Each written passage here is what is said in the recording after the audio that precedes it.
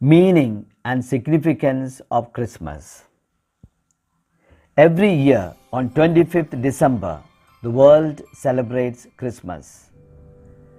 Many people celebrate it without understanding the meaning and significance of this great event. Christmas celebrates the birth of Jesus Christ, the Son of God. We read in Holy Scripture, John chapter 3, verse 16. For God so loved the world that he gave his only Son, so that everyone who believes in him might not perish, but might have eternal life. The birth of Jesus, the Son of God and the Savior of mankind, was foretold by all the prophets and inspired writers of the Old Testament. By means of their oracles and prophetic utterances, they prepared the hearts of people for his coming. The prophet Isaiah, who lived some 750 years before the birth of Jesus, announced his virgin birth as follows. The virgin shall be with child and bear a son, and shall name him Emmanuel, which means God is with us. In the Gospel of Luke chapter 1, verse 26 onwards, we read, in the 6th month, the angel Gabriel was sent from God to a town of Galilee called Nazareth. He was sent to a young virgin whose name was Mary. The angel came to her and said, Rejoice, full of grace, the Lord is with you. You shall conceive and bear a son, and you shall call him Jesus. He will be great and will be called Son of the Most High. Then Mary said to the angel, How can this be, since I am a virgin? And the angel said to her, The Holy Spirit will come upon you, and the power of the Most High will overshadow you.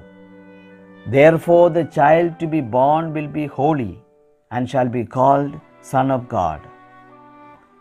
Then Mary said, I am the handmaid of the Lord. Let it be done to me according to your word.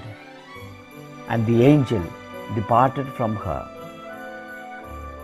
In Luke chapter 2, verses 4 and 5, we read, And Joseph too went up from Galilee, from the town of Nazareth to Judea, to the city of David that is called Bethlehem, because he was of the house and family of David, to be enrolled with Mary his betrothed, who was with child. Again in Luke chapter 2, verses 6 and 7. While they were there, the time came for her to have her child, and she gave birth to her firstborn son. She wrapped him in swaddling clothes and laid him in a manger, because there was no room for them in the inn. In Luke chapter 2, verses 8 to 16, we have the angel announcing the good news to the shepherds. Now there were shepherds in that region, living in the fields and keeping night watch over their flock. The angel of the Lord appeared to them and said, Do not be afraid, for behold, I proclaim to you good news of great joy that will be for all the people. For today, in the city of David, a Savior has been born for you, who is Messiah and Lord. And suddenly there was a multitude of the heavenly host with the angel, praising God and singing, Glory to God in the highest, and peace to people of good will. When the angels went away from them to heaven, the shepherds said to one another, Let us go then to Bethlehem to see this thing that has taken place, which the Lord has made known to us. So they went in haste and found Mary and Joseph and the child lying in the manger. In the Gospel of Matthew chapter 2, verses 1 to 11, we have the story of the wise men who came seeking Jesus. When Jesus was born in Bethlehem of Judea, in the days of King Herod, behold, Magi from the east arrived in Jerusalem, saying, "Where is the newborn King of the Jews? We saw his star at its rising and have come to do him homage."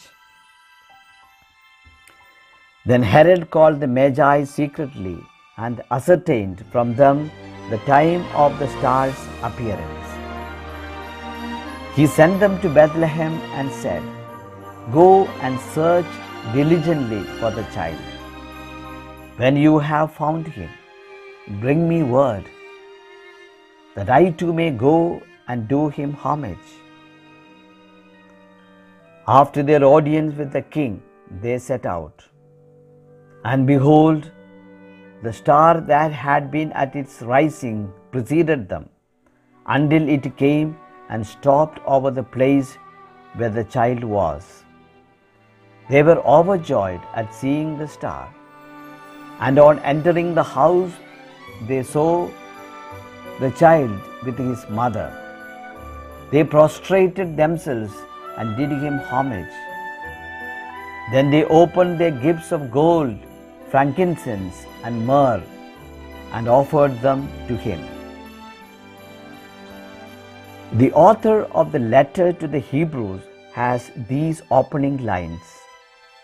In the past, God spoke to our ancestors many times and in many ways through the prophets. But in these last days, He has spoken to us through His Son. He is the one through whom God created the universe, the one whom God has chosen to possess all things at the end. What is the message of Christmas?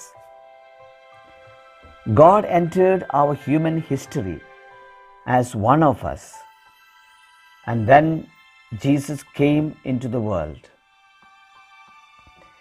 He was born in poor conditions in a country exploited by the Roman Empire.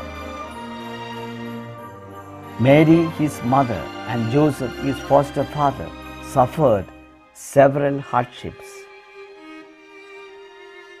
The world we live in today is perhaps in worse conditions in spite of material and scientific advancement.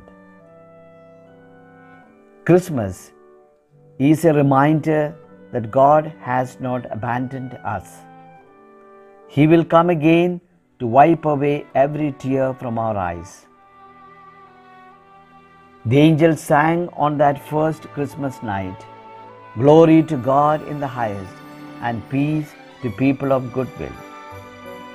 Goodwill, therefore, is the first condition for peace and hence for the celebration of Christmas. Goodwill between various nations of the world, between various communities, between husband and wife, between parents and children, between officers and their subordinates. Only through goodwill can our actions, however simple and humble, give glory to God.